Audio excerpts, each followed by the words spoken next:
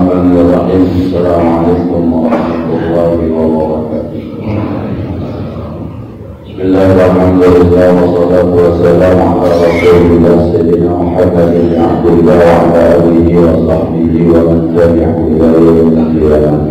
Amma ba'du, al-Fatihah ila hadratin Nabi Mustafa Rasulullah sallallahu alaihi wasallam ala abaina wa ummahatina wa ajdatina wa jaddatina wa masyayikhina wa li jami'il muslimina wal muslimat wal mu'minina wal mu'minat khususan ila ruhi walidina fiddin hadi asnawi wa li jami'an gazalin hadi asyarhum hadi sidisan abdi hadi Muhammad Salih Syekhina Kiai Muhammad Mahmud bin Kiai Abdul Rahman Syekhina Kiai Masyayikhina Haji Hasan Syekhina Kiai Abdul Wahab bin Kiai Abdul Samad Syekhina Kiai Muhammad Muhajir Ansar Syekhina Kiai Syafi'i Hadami Syekhina Kiai Ahmad Syarifudin Abdul Ghani Syekhina Kiai Ahmad Zain bin Haji Muhammad Zain Syekhina Kiai Muhammad Hashim Mahmud Syekhina Kiai Dijan Hari Musa Syekhina Kiai Abdul Muhammad Saleh Syekhina Kiai Ahmad Syekhina Syekhina Kiai Muhammad Saleh Mukhtar Syekh Muhammad bin Alawi Abbas Al-Maliki Al-Fatihah.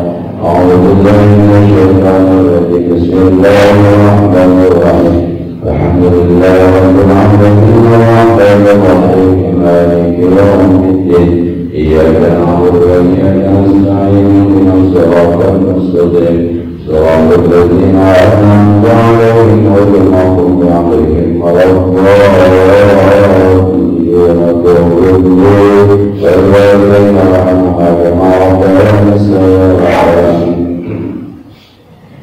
Bismillahirrahmanirrahim. Qala al-mu'allif rahimahullahu ta'ala wa nafa'ana bihi wa bi 'ulumihi fid dharain amin. Bismillahirrahmanirrahim.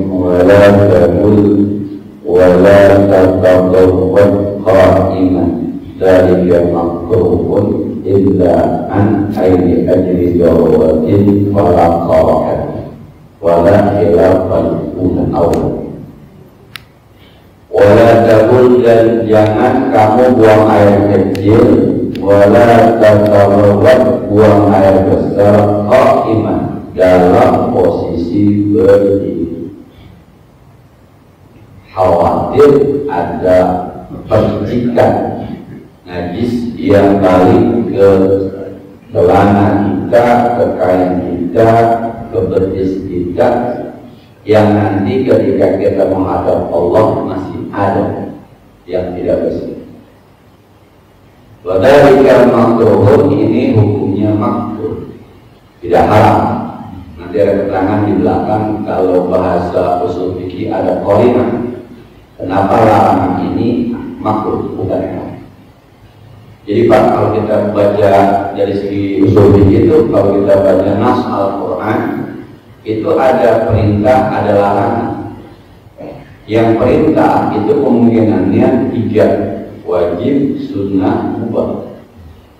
Yang larangan kemungkinannya 2, haram dan makruh.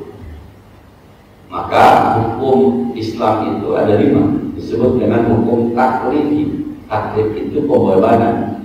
Ada hukum wajib, sunnah, mubah, makruh, haram. Ini semua berdasarkan ada perintah dan ada larangan. Ketika Allah Subhanahu wa ta'ala di Quran mengatakan aqimus shalah, jadikan shalah, itu kan tidak ada tulisan wajib atau sunnah, tapi nanti ada dalil pendukung. Misalnya ada orang-orang yang masuk neraka karena nggak sholat. Masalah bisa sakor, kenapa Anda masuk neraka sakor? Dulu kami nggak pernah sholat, malam aku minal muslimin. Lah kalau orang tidak sholat kemudian masuk neraka, berarti hukum sholatnya wajib, karena ancamannya adalah neraka. Tapi perintah tahajud kan nggak ada ancaman. Wa minal laili fatahajjad bihi nafilatan lak asa ayyamata kalau buka maqam mahmuda. Tengah malam bangunlah kamu, tahajudlah kamu. Dan tidak ada angka rakaat pasti. 2 boleh, 4 boleh, 6 boleh, 8 boleh, 12 mungkin teman-teman bapak-bapak ada yang 100 rakaat gitu tahajudnya. Semua itu. Nah, diperintah tapi tidak ada ancaman, diperintah tapi tidak pasti angkanya, maka hukumnya adalah sunnah.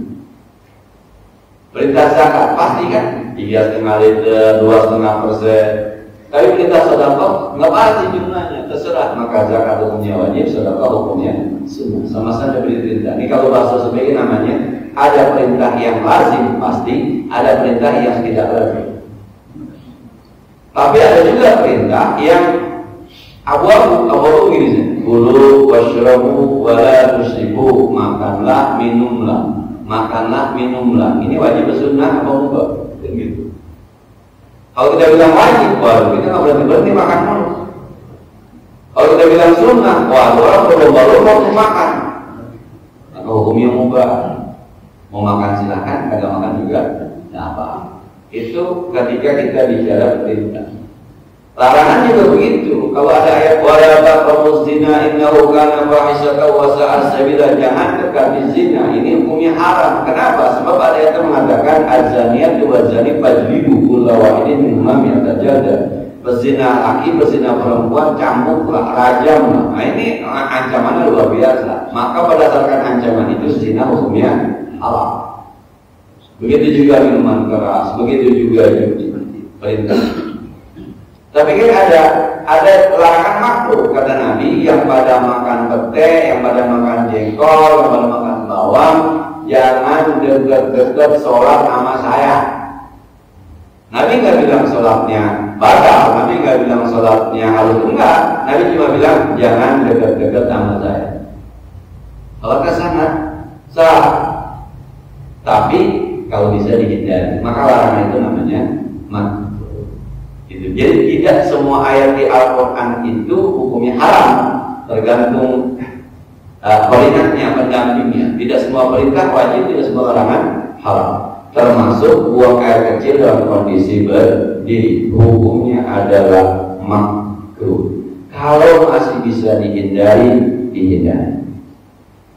Ilahan li'adli daruratin, kecuali dalam kondisi darurat. Kalau ada, maka tidak makruh kencing berdiri. Masuk ke mall, ternyata memang tempat kencingnya berdiri semua. Susah nongkrongnya itu. Udah disiapin, udah pernah apa aja itu, tinggal doang airnya. Nah, tidak ada tempat untuk nongkrong, tidak ada. Memang mau tidak mau harus berdiri. Bandara misalnya, pas buang air kecilnya berdiri semua, ya sudah. Itu darurat namanya. Ketika itu terjadi, maka hukumnya tidak makruh. Jangan takut, nanti lapangan di situ nongkrong juga kan susah nongkrongnya. Orang nongkrongnya begitu. Yang saya pernah dapatkan ada orang tua kita dulu, ada orang tua kita malam-malam pergi haji, pulang haji mau sholat di kedua sawah. Dikasih tahu tuh bahwa kita sudah memasuki waktu zuhur kepada penumpang yang mau sholat di masjid. Dia nggak mau sholat dulu. Kenapa dia mau sholat dulu? Sebab madhabnya tidak menghadap kiblat, kan pulang. Dia maunya berdiri, madhab kiblat sana. Maka dia jalan bawa sajadah di depan pintu darurat. Nah, kata pramugarinya, maaf Pak, silakan sholat di bangku saja. Marah. Sholat di bangku ini nggak ada kiblat kok. Empok makanya. Nah, lu kamu jawab lo kesah semayangnya. Ini kagak ada kiblat pesawat nih. Ya jangan kaku kayak begitu. Ngaji fikih emang begitu Pak. Ngaji fikih mah dulu kan kedatangannya onta. Maka kalau sembahyang wajib turun dulu dari onta, menghadap kiblat, takbirnya, habis itu baru naik onta. Sesuatu mana? Lah sekarang pesawat Pak, kereta, bis.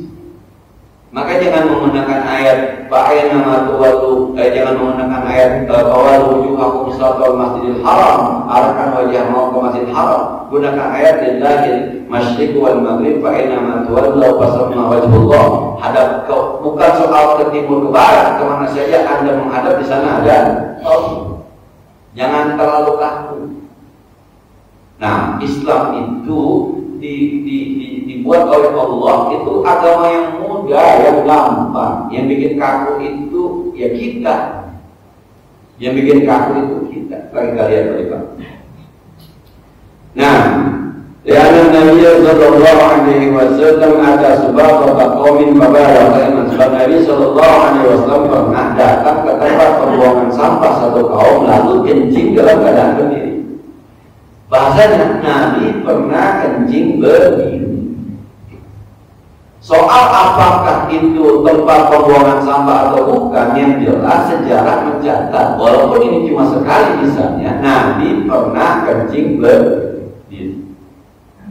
Ini saya bilang, kalau Nabi seumur umur tidak pernah kencing berdiri, maka hukum kencing berdiri jadi haram karena tidak ada faktor pendukung. Tapi ketika ada larangan jangan kencing berdiri, tapi ada pernah Nabi kencing berdiri satu ketika dalam kondisi apapun, berarti ini tekanan larangannya tidak lazim, tidak haram, berarti makruh karena Nabi pernah. Nah, dalam bahasa usul fikih ini, Nabi yang pernah kencing berdiri ini ribayat jawaz. Ribayat jawaz itu artinya Nabi ingin mengatakan boleh, cuma boleh cuma dalam kondisi-kondisi tertentu. Kalau normal kencing di Masjid Nurul Iman, di rumah mah nongkrong dah. Tapi kalau udah di mana-mana emang nggak bisa nongkrong berdiri nggak apa-apa dah. Nah, itu yang namanya makruh sama. Nah, kayak orang-orang tua kita kan dulu Pak, kalau ada orang sholat nggak pakai peci diomelin dulu. Tapi kira-kira kalau nggak pakai peci sah apa kagak? Sah. Maka perintah orang tua kita pakai peci perintahnya sunnah, meninggalkan namanya makruh. Itu kata orang tua kita. Kalau kita ke Turki nggak pakai peci kan? Nah, jadi orang tua kita bilang itu sembahyang pakai peci, jangan ambil pahala kepada pecinya. Itu perintahnya berarti sunnah. Kenapa? Sebab ketika orang nggak pakai peci hukumnya tetap sah. Ketika dia tinggalkan berarti hukumnya makruh. Itu kata orang tua kita. Padahal kalau dia ke Turki itu juga gak ada yang pakai peci. Dia ke Eropa orang sembahyang juga ada yang pakai peci. Peci itu kan apa ya? Ibadah dalam tanda petik yang sangat bergantung dengan Allah pada istiadat. Dan ada larangan soal kencing berdiri, tapi Nabi pernah ketika datang ke tempat pembuangan sampah, Nabi kencing berdiri. Nah, walaupun ini mungkin dilakukan sama Nabi cuma sekali, tapi paling tidak pekerjaan Nabi ini menurunkan tensi larangan yang mestinya haram menjadi makruh. Kalau haram, sama sekali Nabi tidak akan pernah kencing berdiri. Maka kalau ada Nabi pernah begini, pernah begitu, kok begitu ya Nabi bersyukurlah. Jangan kalau dibahas panjang-panjang, karena itu paling tidak menjadi gampang buat kita. Ada sebuah hadis yang mengatakan Allah memerintahkan sesuatu, Allah melarang sesuatu, tapi dalam tanda petik Allah kadang-kadang dalam tanda petik mohon maaf tidak mengomentarkan banyak hal. Bukan berarti Allah lupa, bukan. Babi haram jelas, gitu ya. Ayam halal jelas. Tapi kan kelinci nggak pernah ada ayatnya, misalnya. Udah mungkin nggak pernah ada. Yang nggak ada ayatnya, nggak ada hadisnya, tuh usah pemata dibahas. Makan aja. Nah, kalau mabuk berarti haram gitu. Kalau kagak berarti kagak, gitu aja. Maka Imam Syafi'i al-aslu fil asya al-ibahah, segala sesuatu kalau nggak ada dalilnya harus dimulai dengan kata halal. Korma apa? Ada dalilnya. Kismis ada dalilnya. Kalau halal maka ada. Nah, jangan bilang kagak ada dalilnya baru makan, makan aja. Karena pada dasarnya ini nggak ada dalil, halal, makan, enak, bergizi, halal, mabuk berarti haram, gitu aja. Jangan kebanyakan dibahas, ini halal, haram, ini nggak ada dalilnya, udah. Itu rahmatan buat, rahmat buat kita. Nah, jadi kalau ada dalil-dalil yang lainnya, kayaknya kurang akur, karena bapak, ibu ngajinya bermadzhab Syafi'i duluan. Maka ketika kita mau hadis yang dalam tanda petik agak berbeda, bapak ibu agak kok begitu ya, kok ada hadis begitu ya. Padahal sekali lagi awalnya tidak ada cerita mazhab, begitulah Nabi melakukan. Maka ada bahasa libayanil jawaz, itu untuk boleh. Nah, jadi pernah Rasulullah itu menjamak sholat zuhur dan asar di rumah, nggak kemana-mana. Musafir kan, hujan kan. Tapi sekali doang tuh. Nabi pernah nggak kemana-mana. Nih kayak tahun baru gini kemana-mana orang hujan. sama duitnya kagak. Nah, nggak kemana-mana nih. Di rumah, zuhur sama asar di jamaah. Sekali pun. Terjadi diskusi antara Abdullah bin Abbas dengan Abu Aswad Ayyub al-Ansari. Ayyub al-Ansari. Kira-kira kenapa ya Nabi ngerjain semacam itu? Kata Abu Ayyub al-Ansari, supaya umatnya tidak gampang bikin dosa gara-gara ninggalin sholat. Jadi kalau ada orang belum kepepet belum gimana sebaiknya, kira-kira begitu. Bagaimana ya? Belum kepepet. Ya Allah, ini macet banget ini ya. Di tol kagak bisa jalan. Udah ambil air. Kalau ada yang jual air mineral, pakai air mineral wudhu. Sejadinya sembahyang di mobil. Allahu Akbar. Imamnya, supirnya tengah jalan. Allah Akbar. Boleh udah. Yang penting jangan sampai kata sholat.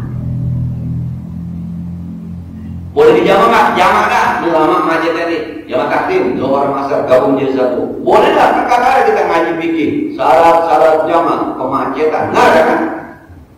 Ya, jangan kematankan.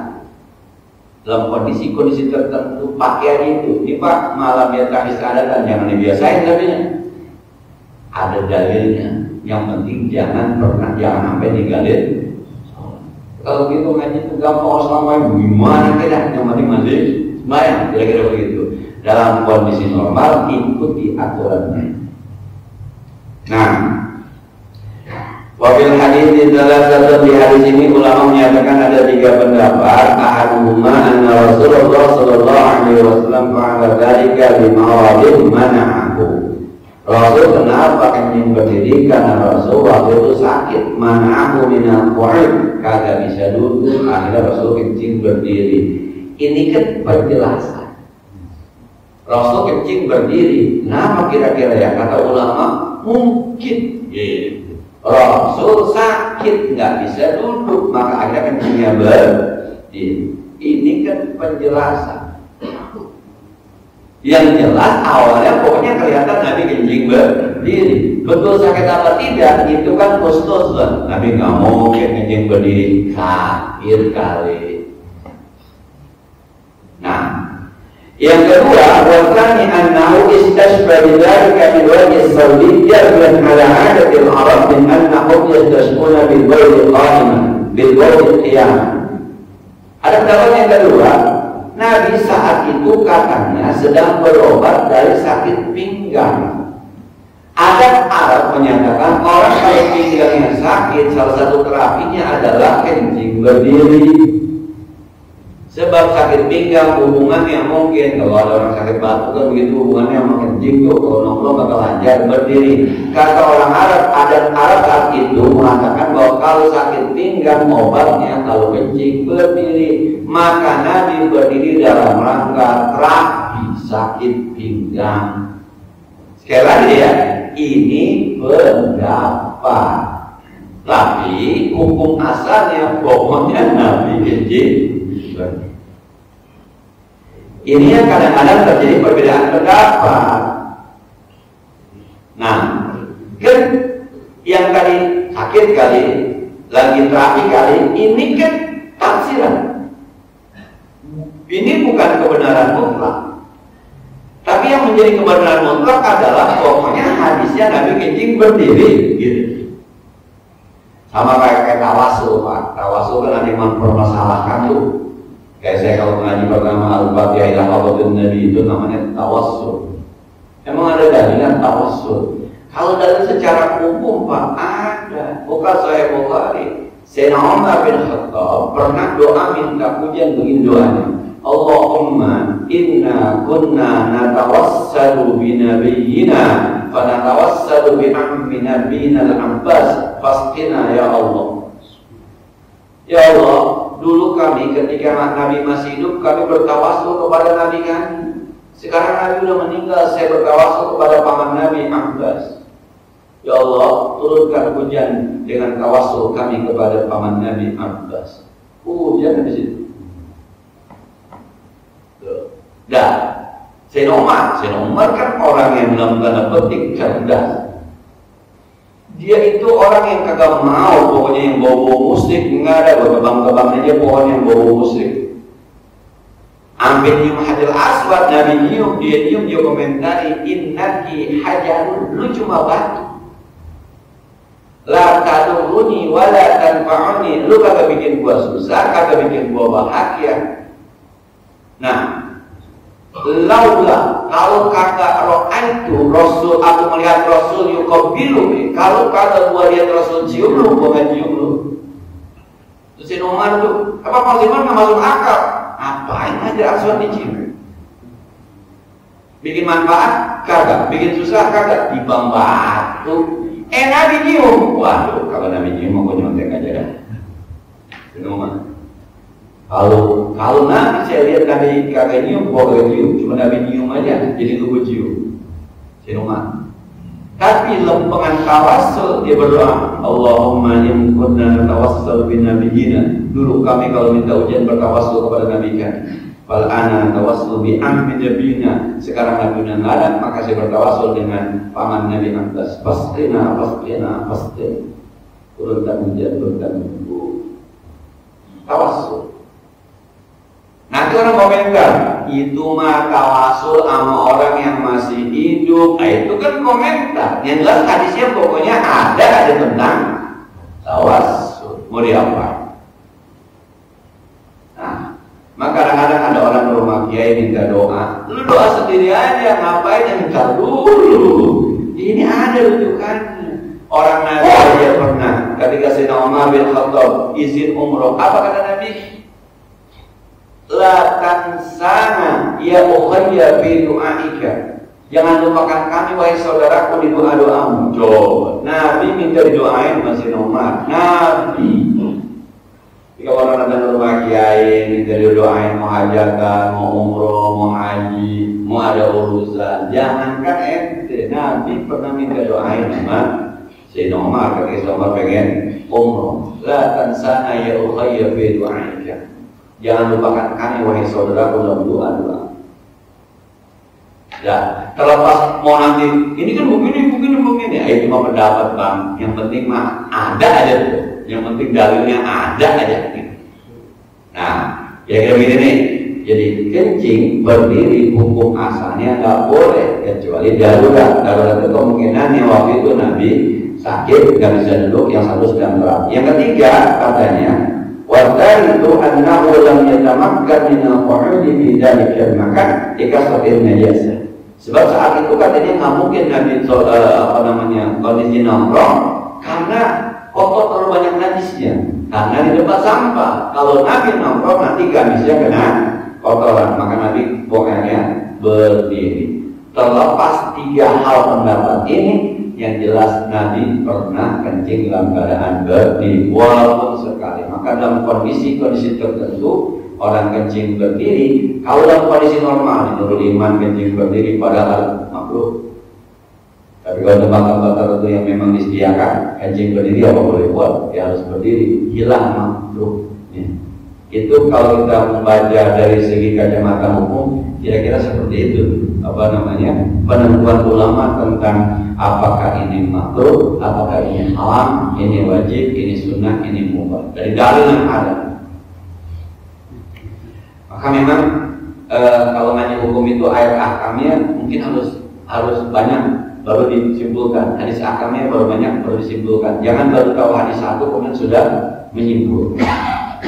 Kita baca kitab dari Riyadhus Shalihin itu tentang salat berjamaah. Kata Nabi, Allah dan para malaikatnya, Allah memberikan rahmat, malaikat mendoakan ampunan kepada orang yang sholatnya di saf sebelah kanan. Tuh kalau pakai hadis itu aja Pak, maka kirinya kosong Pak. Ini orang kanan semua, bayang. Sebelah doang ini sembayangan.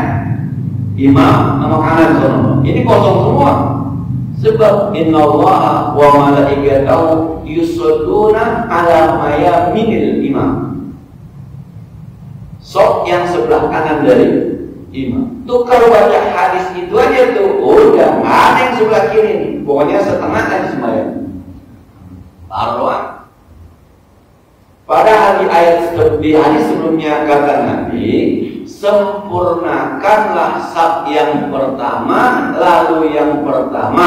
Kalaulah harus saf kosong, itu saf paling terakhir. Jadi satu dulu rapi, baru dua rapi, baru tiga rapi, baru. Kalaulah harus ada saf yang kurang, maka jadikan itu saf yang terakhir. Kan kalau pakai hadis itu berarti yang menyempurnakan saf ikut sunnah Nabi walaupun di kiri. Yang safnya di kanan ikut sunnah Nabi karena Allah dua-duanya ada dalilnya, dua-duanya ada hadisnya. Jangan aku doang, bukan anak semua. Maka kalau bertahu hadis kullu bid'atin dolalah, kullu dolalatin binar, jangan orang dia sesat dulu, lihat dulu yang lain.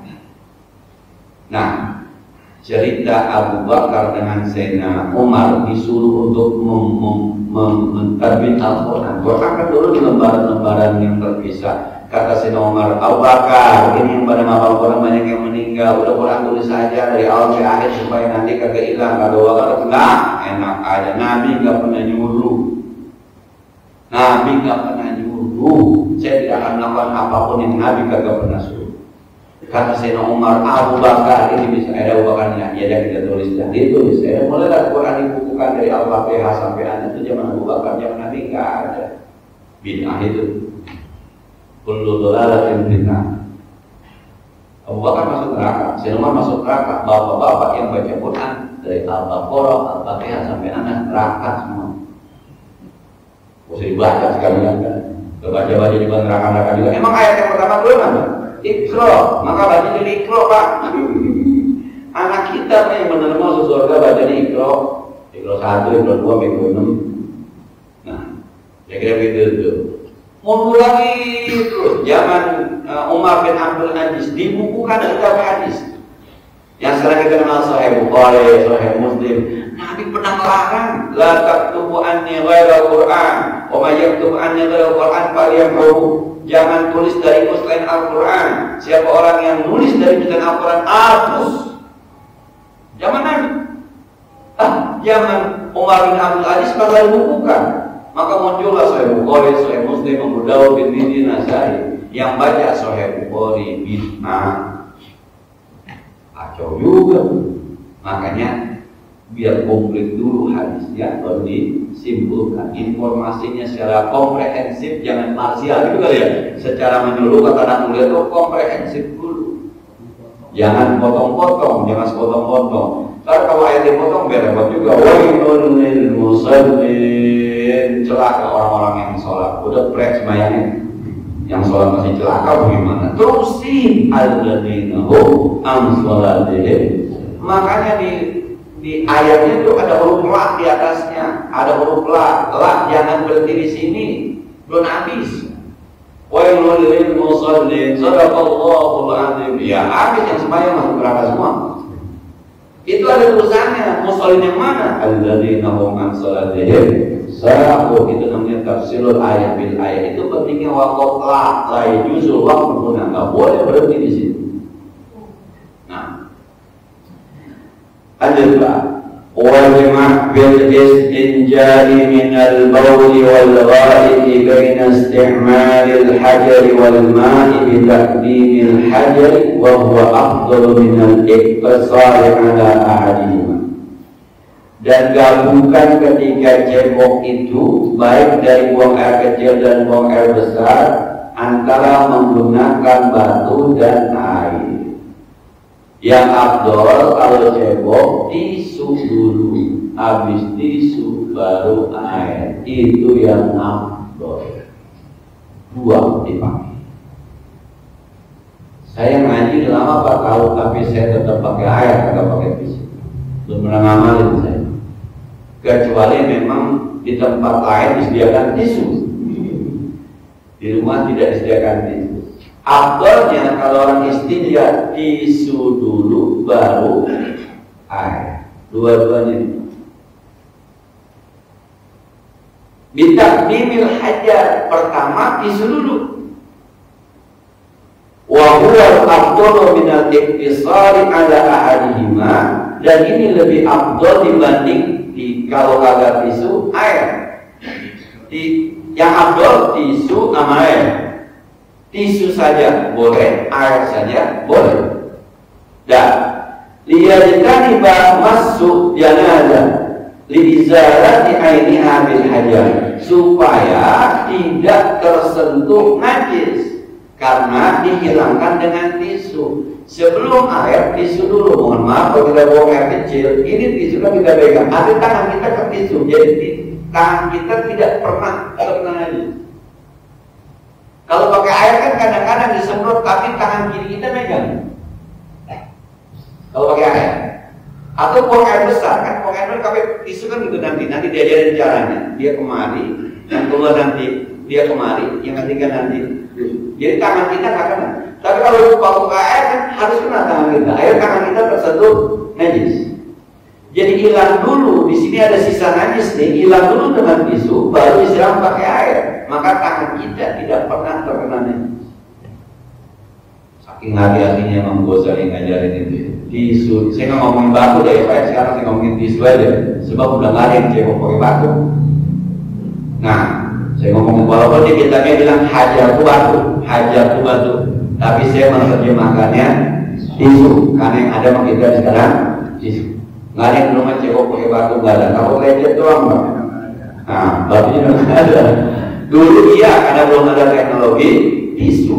Dulu iya, karena sudah ada teknologi tisu, saya terjemahkan tisu saja. Jangan Bapak bilang hajar bukannya batu. Iya, tapi kondisi kita sekarang lebih enak diterjemahkan tisu. Nah,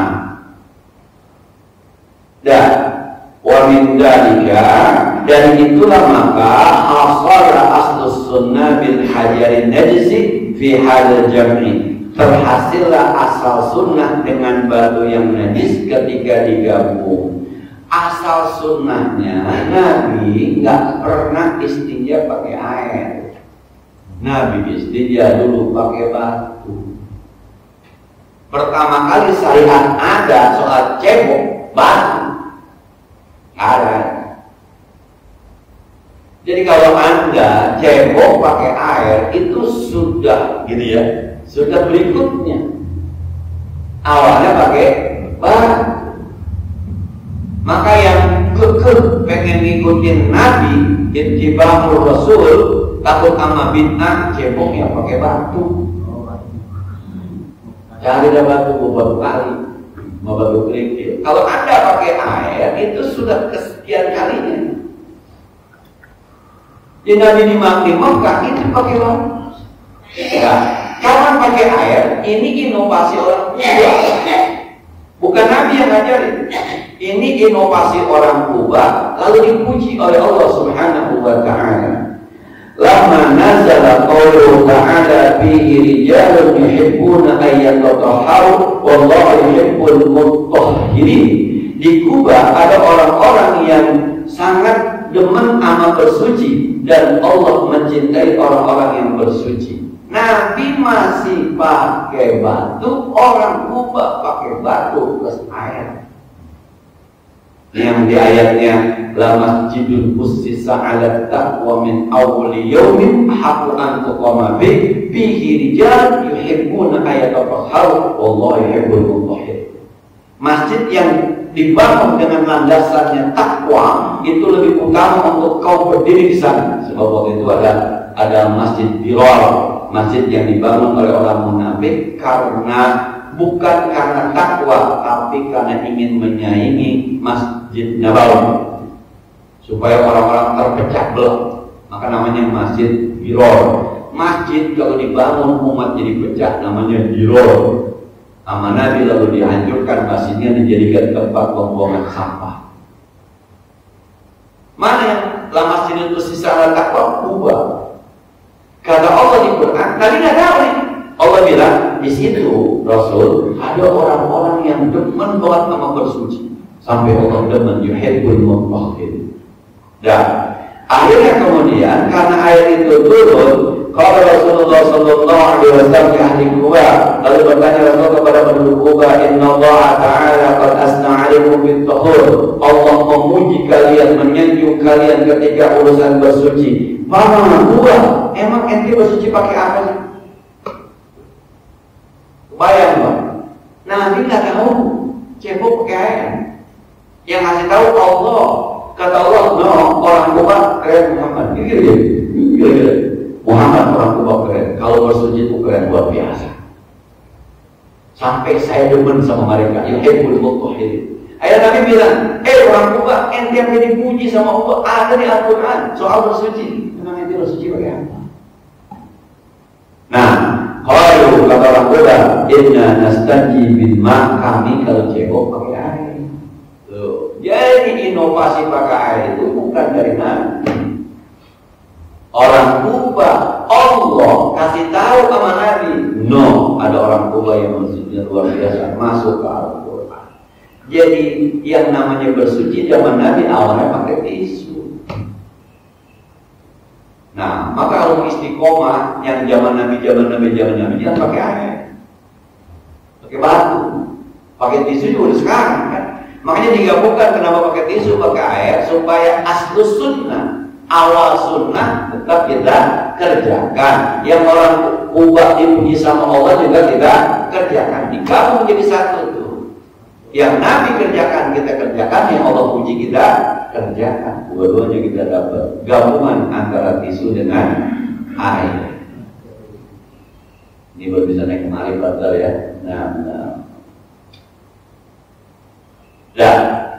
Kemudian wakana qabla dzalika qala Rasulullah sallallahu alaihi wasallam, sebelum ayat itu turun Rasul kalau urusan cebok bilang, idza ata hadukumul khala fayastanji bi thalathi ahjar. Siapa orang yang masuk ke WC maka istinjalah dengan 3 batu. Rasul bilangnya batu, bukannya air. Pas hijrah ke Madinah di Kuba baru ketemu inovasi pakai air. Itu juga orang Kuba diakui oleh Allah, bahkan dipuji. Nabi nanya, lu pakai apaan ya? Pakai air. Maka orang Indonesia aman, airnya nggak bisa habis. Bisa lebih kadang-kadang. Mudah-mudahan ada lebihnya dong ini, amin ya. Ada mudah-mudahan ada inovasi yang bom-bom untuk tonton gitu supaya turun dari laut, kagak di darat, tidak di Jakarta. Cuma ini lautnya berantakan, dia gelombang gitu. Rekayasa cuaca, jadi ikan yang lebih dari hujan buatan. Gak, zaman kita pak pisang belum waktunya makan dikasih karbit. Awan masih muda, masih mengkel, ada yang turun. Tuh kalau dia makannya di Jakarta makan turun tuh. Sebelum dia makan, dimakannya pak, siramin pakai garam dia ada bertonton. Maka harusnya makannya di Jakarta, ada di laut. Maka akhirnya hujannya di laut. Sampai sini gerimis-gerimis saja. Cuma yang di laut setengah mati kapalnya. Nah, ada yang berbalik, ada yang begini, ada yang gak bisa nelayan. Kira-kira gitu. Bagaimana kalau kita beriman kepada Allah Subhanahu wa Ta'ala. Dan terakhir, wahakala karena istinja bil ibtidah, inilah istinja awalnya pakai batu. Awalnya. Wakila innahum lama su'ilu an dzalika qala inna kunna nadbahul ma'al hajar kada fi awal bil ma'arif. Ada riwayat mengatakan orang Kuba ketika ditanya, "Kenapa Anda dipuji?" Sebab saya dulu kalau istinja itu mengiringi batu dengan air, batu dulu baru air. Ada mengatakan saya kalau istinja pakai air. Jadi sejarah cebok pakai air itu bukan sejarah pertama, sejarah setelah Nabi ke Madinah. Maka yang namanya ilmu itu nggak mesti di kampung kita, di kampung orang juga ada ilmu. Nah, kan Nabi ke Madinah dari Mekah ke Madinah, di Mekah batu. Ketika hijrah ke Madinah ketemu orang yang Nabi nggak tahu, Nabi masih pakai batu, orang pakai air, turun ayat firman Allah. Itu keren, istimewanya keren, betul-betul. Kata Nabi pakai apa? Pakai air. Pakai air di mana dapatnya? Di Madinah. udah hijrah di Madinah. Maka ilmu mah di mana aja, mohon maaf. Kan dalam tanda petik ini sumbernya bukannya Nabi, mohon maaf. Sumbernya bukan wahyu. Ada orang dan Allah hidup dengan kerjaan orang itu yang tidak diajarkan sama Nabi. Dan ini banyak. Ini banyak yang orang kerjain kemudian Nabi dalam tanda petik. Maka jadi kiai, jadi ulama nggak semua ilmu tahu. Kadang-kadang gue mengaji kemana-mana supaya kadang-kadang ada khotbah Jumat ketika didengarkan lah. Iya ya, itu kiai nggak benar juga tuh mau benar juga. Maka nggak ada habisnya cerita ngaji itu nggak ada habisnya. Nah, saya ada buku namanya Risalatul Quran. Saya lupa pengarangnya, ada maksud paling kalau masalah. Kita terjemahkan jadi dalam bahasa Indonesia sentuhan Al-Quran. Saya kalau baca buku itu kadang-kadang saya berpikir, ini orang ketemu aja gitu, ketemu aja gitu maksudnya. Oh, paling baca itu selembar, dua lembar. Termasuk ayat yang tadi, Inna Allah yuhibbut tawwabin. Itu ayat itu sama dia menarik. Dibilang begini, coba lihat ke ayatnya satu-satu. Allah mencintai orang-orang yang taubat. Kata tawwabin itu kalau bahasa namanya sifat mubalaghah. Sifat mubalaghah itu kebangetan. Ini orang sering bikin dosa, maka sering tobat, kebangetan, sering bikin dosanya. Cuma dia tahu ketika dia merasa berdosa, dia tahu ada zat yang mengampuni dosanya. Maka dia istighfar. Tapi kalimat yang menarik, ini orang bikin dosa mulu, taubat mulu, Allah bilang, Inna Allah yuhibbu. Allah mencintai, bukan Allah mengampuni, bukan Allah memaafkan. Tapi bahasanya Allah mencintai. Mana yang lebih tinggi, memaafkan, mengampuni, mencintai? Cinta. Tukang bikin dosa, gitu deh. Tukang bikin dosa selama masih merasa bahwa ya Allah dosa, tetap yakin bahwa ada Allah tidak mengatakan iya lu ampuni, iya gua enggak, bener-bener. Ini kira-kira bahasanya. Saya bilang keren. Yuhibbut tawwabin. Dulu di pasca sarjana nama itu hermeneutik. Hermeneutik itu adalah bagaimana mengupas kata-kata yang kalimat kata lafaz yang digunakan oleh Allah Subhanahu wa taala sebagai bagian dari mukjizat Al-Qur'an. Yuhibbut tawwabin. Nah, maka Iqra membaca, mengaji tidak ada selesainya. Nabi saja dalam tanda petik diajarin oleh orang kubah. Gitu ya, dalam tanda petik ya, diajari oleh orang kubah walaupun atas informasi Allah Subhanahu wa ta'ala. Jadi kesimpulannya, kalau kita mau mengarah ke makrifat, bersucinya kita pertama kali harus dirapikan. Yang afdal, yang kencing, yang buang air besar, pakai tisu plus air. Nanti di belakang ada, kalaulah mau diringkas aku aja, maka lebih afdal menggunakan air. Kenapa? Yang dipuji oleh Allah di Al-Quran adalah yang jebok, yang pakai air, bukan pakai batu. Kalau udah nggak ada, ya apa boleh buat. Tisu itu KW akhir ya. KW satunya tisu plus air, KW duanya air, KW tiganya tisu. Sampai di sini, bagaimana biasa barangkali yang perlu kita diskusikan lebih lanjut di proses.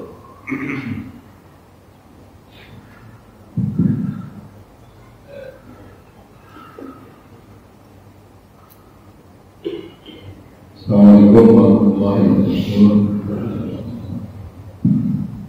Ustaz, ini soal kita buang air kecil. Kita kadang-kadang setelah selesai buang air kecil, semua dianggap sudah mulai hilang.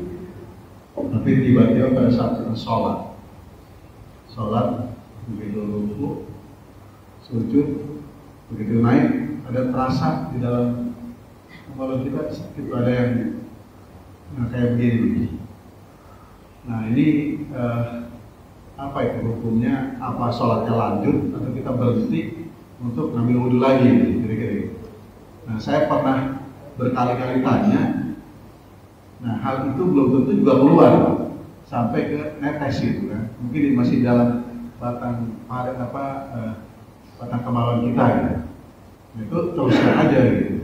Nah ini Ada satu pendapat kayak gitu. Ada satu pendapat lagi, udah itu batalin sholatnya, kita ambil wudhu lagi, sholat lagi. Nah, kalau kita soal ribet, ini kalau gini ribet, bolak balik. Ini kadang-kadang suka mengganggu pikiran kita gitu. Itu satu. Yang kedua soal tadi sucikan hadas besar itu, kadang-kadang kita lagi buang air kecil berdiri, terasa ada yang netes di jengkol atau di mana gitu, terasa itu kecil sekali. Nah, kalau kita lagi ingat, kita langsung dicuci langsung. Tapi kalau nggak ingat, nah kita nggak itu, cuman pas sampai kakinya aja gitu. Nah itu bagaimana itu hukumnya lagi kan? Nah terus juga yang terakhir, kadang-kadang saya kalau berwudu merasa ini takut ada kepikiran, malah dari kok kita sucinya itu. Nah itu bagaimana juga gitu? Mohon pendapatnya gitu. 3 hal itu. Terima kasih. Assalamualaikum warahmatullahi wabarakatuh. Yang pertama itu, saya juga ada guru yang bilang keluar, ada guru yang bilang nggak keluar. Akhirnya ketika saya lagi sholat terasa, saya batalin, saya ke kamar mandi, saya lihat nggak keluar. Jadi ngaji sama Ma'alim Syafi'i Hadani, kata Mas Syafi'i Hadani, kalau udah kita buang air kecil, kita yakin bersih, lalu sembahyang berasa yang keluar, itu jalan di sini, bukan keluar di sini. Kata Ma'alim Syafi'i Hadani. Tapi kalau guru saya yang lain keluar, ini kan bertentangan dua guru, maka harus dibuktikan. Maka ketika saya lagi sholat, berasa begitu tuh, saya batalin, saya ke kamar mandi, saya buka kain saya buka kantor saya lihat nggak ada. Maka mulai saat itu saya mengatakan, kalau bapak-bapak udah kencing dalam tanda petik rapi kencingnya, memang udah nggak ada rasanya lagi. Ketika bergerak itu kemudian ada rasa keluar, itu tidak keluar. Itu berdasarkan data FB gitu ya. Berdasarkan data lapangan begitu, tidak keluar. Yang pertama juga ini sesuai dengan kaidahnya Imam Syafi'i istishab. Istishab itu al-aslu wa makana ala makana. Jadi al-yakin laisa bisyak. Bisa begini. Kita al-yakin, posisi yakin tidak bisa hilang hanya dengan posisi ragu.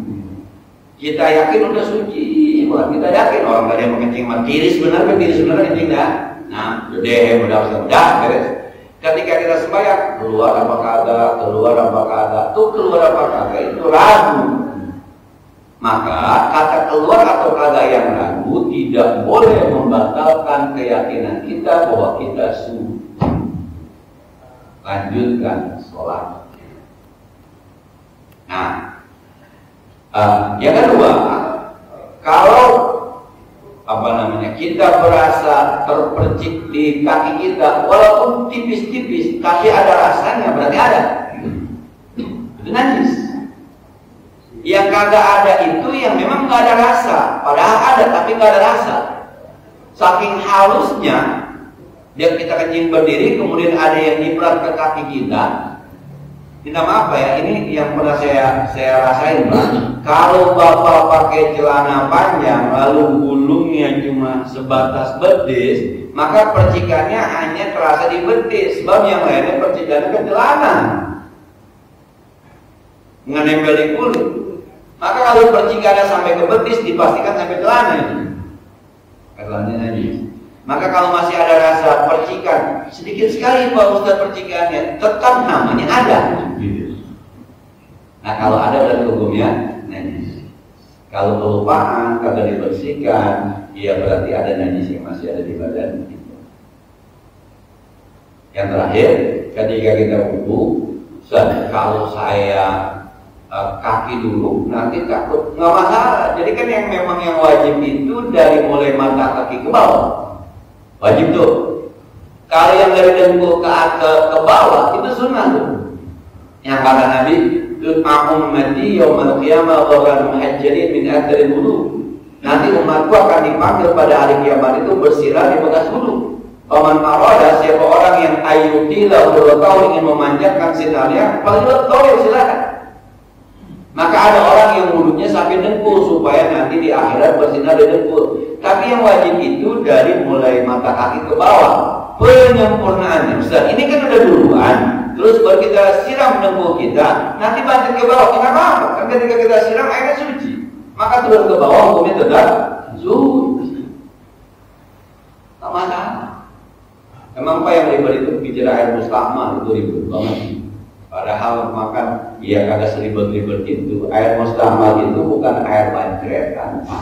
Air mustahmal itu air sisa basuhan wajib. Bapak kalau basuh muka kan 3 kali, yang wajib itu yang pertama, yang kedua ketiga bukan wajib. Maka yang kalau dianggap mustahmal itu air bekas basuhan pertama, satu itu pertama. Kedua, air mustahmal itu bukan air najis. Air mustahmal itu air suci, gak usah lari dari air mustahmal. Jadi kalau ada air di ember kemudian bercampur dengan air mustahmal, itu hukumnya suci, nyampur suci. Jadi hukumnya suci. Yang masalah kalau ada ember kena kencing, itu suci campur najis. Itu yang bermasalah. Air mustahmal mah suci. Di bangkuan cuci piring masih bisa. Maka suci ketemu suci sama dengan suci. Ini kadang-kadang ember semua antar kebancetan. Nggak apa-apa, kebancetan nggak apa-apa. Selama yang bancetin hukumnya masih suci. Itu suci ketemu suci. Jangan lupa air mustahmal air suci, bukan air najis. Yang dipermasalahkan air di ember itu ketemu najis, bukan ketemu yang suci. Air putih panas itu suci, ketemu kopi suci, ketemu gula suci, diaduk tetap suci. Boleh diminum, cuma tidak mensucikan. Jangan dipakai wudhu, mengantar wudhu pakai kopi. Gitu. Jadi suci ketemu suci kadang ngadu. Kita dulu agak berat itu perasaan tuh kalau udah di tangannya nggak boleh dulu itu. Dulu karena memang pemahamannya menganggap air mustahmal itu air najis, tidak. Maka mustahmal tetap suci. Emang air suci cuma buat wudhu nggak boleh. Cuma kalau cuma sedikit kebanyakan ke ember ya kan, dia tidak merusak air di ember. Orang suci ketemu suci. Itu dia sudah ada manfaatnya. Alhamdulillah walhamdulillah walhamdulillah maliki yaumiddin. Iyyaka na'budu wa iyyaka nasta'in ihdinas siratal mustaqim. Shiratal ladzina an'amta 'alaihim ghairil maghdubi 'alaihim waladdallin. Allahumma shalli wa sallim wa barik 'ala sayyidina Muhammad wa 'ala ali sayyidina Muhammad. اللهم انفعنا بما علمتنا وزدنا علما ينفعنا ربنا زدنا علما نافعا وفهما صائبا ولسانا ذكرا وقلبا شاكرا. اللهم انا نعوذ بك من علم لا ينفع، من قلب لا يخشع، من جهل لا يشبع، من دعاء لا يسمع، ونعوذ بك من هؤلاء الارض. صلى الله على سيدنا محمد وعلى اله وصحبه وسلم والحمد لله رب العالمين. السلام عليكم ورحمه الله وبركاته.